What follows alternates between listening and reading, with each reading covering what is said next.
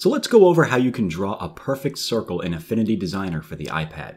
I'm going to go ahead and grab my circle tool, which is located over here beneath the rectangle tool. I'm going to tap on ellipse right there. And if you notice, if you tap and drag on the canvas with your stylus, you'll notice it draws a circle. However, it's distorting the circle so that the width and the height are not equal. Now, if you want to make it so that this circle is perfectly round while you're drawing it, what you want to do is take your index finger from your other hand and hold a tap on the canvas just outside of the circle, like that. And if you notice, you probably can't see it because I'm not recording my hands, but if you notice that blue circle on the canvas over there to the left, that's the index finger on my left hand holding a tap while I'm drawing this. And if you notice, now while I hold that tap, it allows me to draw a perfect circle like that where the width and the height are equal as indicated by that label.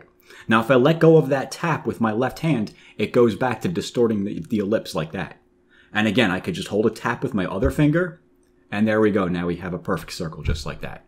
So that is how you can go about drawing a perfect circle with Affinity Designer for the iPad. As always, thanks for watching.